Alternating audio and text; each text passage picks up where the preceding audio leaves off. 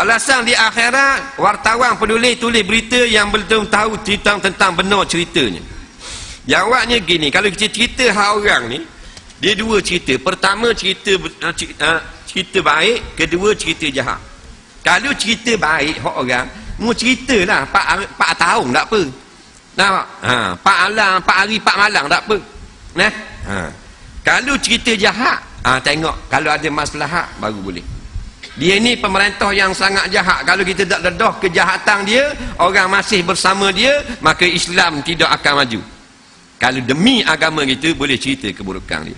Tapi cerita keburukan orang kerana nafsu semata-mata. Kalau bak nulis ni, akhbar dia memang nak cerita panah. Cerita tak panah, tak sedap. Nampak? Takkan nak buat berita depan. Seorang peladang telah berjaya menanam 5 batas ubi kayu. Ada berita depan? Dah sedap. Dia nak. Nampak? Siapakah lelaki ketiga dalam video Lucah Anwar? Beli. Jawabnya, setiap penulis, pengarang, pencetak akhbar, mereka bertanggungjawab di akhirat nanti. Nampak? Atas apa berita palsu atau fitnah berkenaan dengan saudara sama Islam. Kalau benar, alhamdulillah. Kalau fitnah, balik awal. Dan lagu mana kena azab? Allah lah yang maha layak mengazab. Kita tak tahu kaedah lagu-lagu mana. Tapi bila sebut azab Allah, tak ada yang ringan. Acu kampor kok nikah ketibah ni guana hukum. Kalau kahwin time belajar, lepas tu duduk asing-asing nikah ketibah ke? Ruksah bagi doktor melakukan pembedahan melebihi 2 waktu solat. Baik. Dia kata nikah khitbah ni guana kok. Kata kita kahwin dah, lepas tu belajar duduk suku-suku guana kira. Baik, soalan pertama, nikah khitbah. Nikah itulah nikah kita, nikah sama tu. Nampak? Khitbah ni tunang tu lah. Asal khitbah. Kalau khutbah ceramah, esok khutbah tu khutbah baca dengan dhammah, baca dengan kasrah. Khitbah mana pinang, tunang. Tapi nikah khitbah ni mana nikah gantung. Dia popular gitu. Benda mana nikah gantung? Lepas nikah hukum gantung kan? Lepas nikah ni hak goleknya lepas nikah. Ni laki ni puang.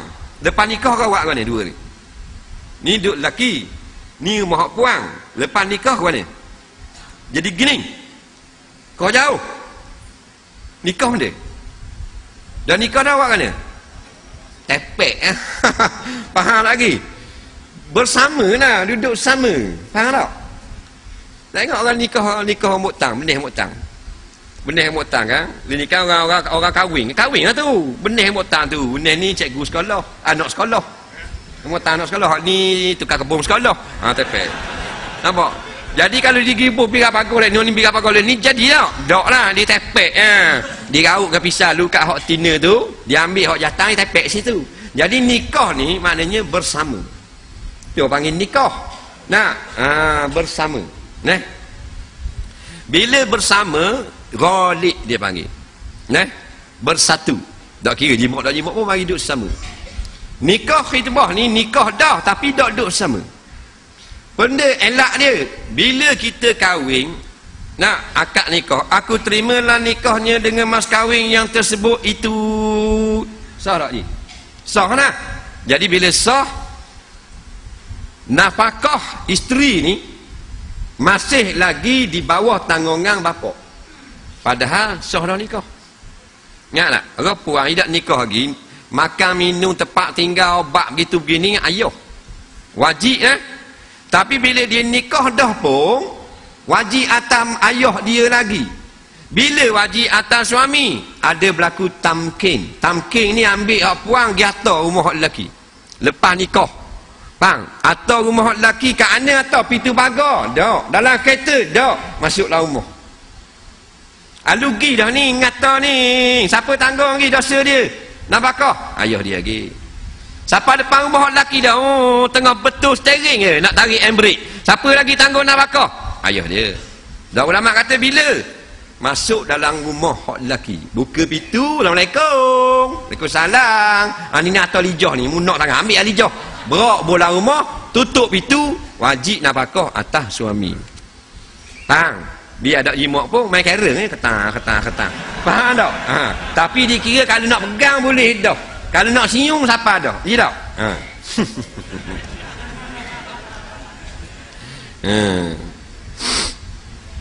Nikah suka nikah.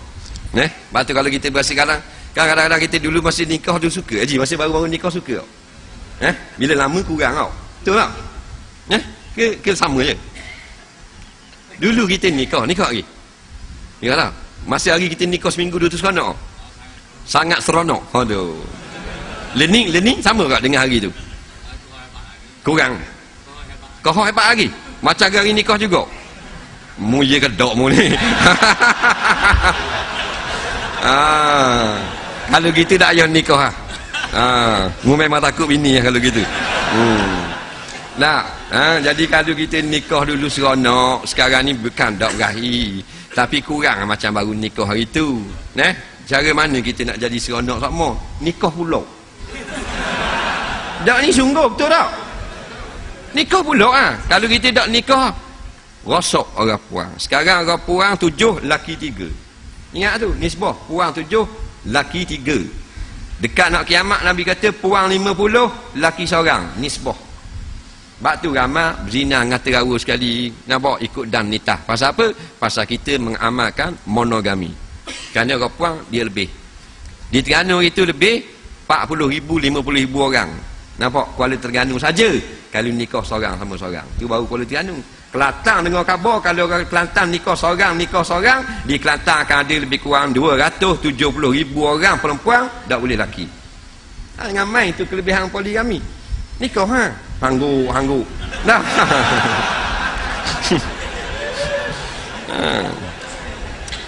Jadi itulah maknanya kahwin bila datang ke rumah hak laki dah masuklah rumah dia. Kalau duduk hotel lah, duduk rumah sewa lah, duduklah tabeng lah, atau dah maka bermulalah tanggung nafkah dan dosa pahala oleh pihak suami.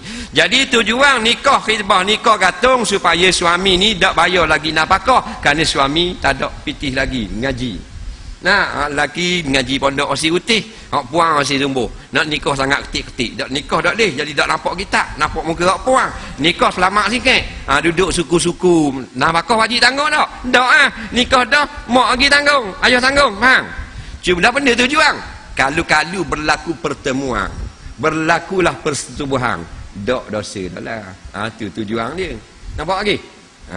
Nampak tak apa? Doktor dia bedah orang, lepas tu dia nak jamak 2 semayang sekaligus. Jamak semayang kerana nak buat kerja mustahak. Jawabnya dalam pendapat jumhur ulama tak boleh. Yang adanya jumhur ulama semayangnya kerana musafir jamak kerana sakit, jamak kerana hujang. Jamak kerana hujang dan musafir mazhab Syafi'i. Jamak kerana sakit mazhab Maliki. Jamak kerana nak bedah orang tak ada. Dan awak kan nak bedah orang ni, pembedahan dilakukan pukul 6 petang. Memakan masa 3 jam. Nak bermakna garik tak dang nak buat. Nak lewatkan pembedahan nazak. Orang sakit berat. Nak ada alternatif, orang tak panggil jamak. Nak jawabnya doktor ini dibenarkan menganjur tidak semayang maghrib. Dibuat di dalam waktu sekarang boleh buat kerana menyelamatkan nyawa orang harus tidak sembahyang. Tapi jamhur ulama tak kata jamak. Nah, jadi masa semayang maghrib masih lagi menyelamatkan nyawa orang, dan bila habis maghrib tidak berdosa. Contoh ulama sebut dalam kitab-kitab fiqh dulu pun ada, baru pun ada. Dalam kitab Yas'alunaka Fiddin hampir 3 juzuk ada. Dr. Ahmad Syarbasi, ulama besar di Al-Azhar, dia kata kalau kita tengah nak semayang, lepas tu ada orang jatuh dalam sungai. Kalau kita semayang, dia lemah. Kita pergi berenang. Kalau pergi berenang, habis garik. Maka boleh kita berenang, habis maghrib, tidak berdosa. Faham tak? Maka kiyah dengan zaman learning, pembedahan menyelamatkan nyawa orang. Jangan pembedahan kecil, masuk selumbar bedah. Tak, pembedahan berat lah, bedah jatung. Tak. Maka dia tak semayang, tak berdosa. Sekarang masuk waktu isya, lepas bedah dia pun buatlah qada dia itu diterima oleh syarak. Nampak? Sama kes orang yang lemah. Nak memang kita tolong orang. Kan Haji? Haji tolong orang. Dua orang lemah haji. Haji seorang jalan. Jalan parit tengok bawa dua orang jatuh dalam parit. Seorang mau haji tua dah. Dalam 80. Seorang lagi anak dara umur 18. Jawab dengan ikhlas, haji tolong makna lu. Tak mau ingat tuk mata. Nah,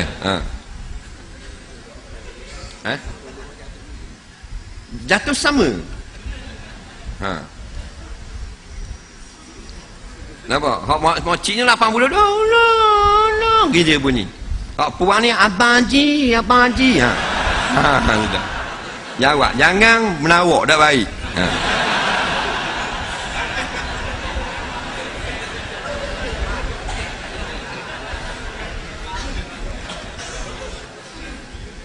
Hak muda lah tau.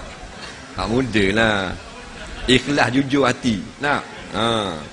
Memang tolong hak muda dulu. Tak?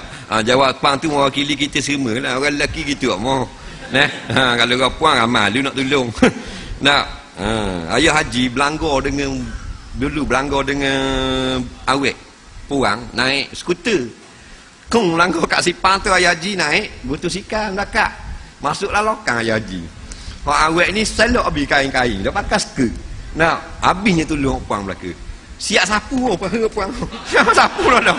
Kata berat awak. Kalau tina muda amas lalu orang tolong. Itulah nak gua ni nasib orang tua dah. Tak usah kata orang lain anak sendiri pun tambah dah tua. Nah.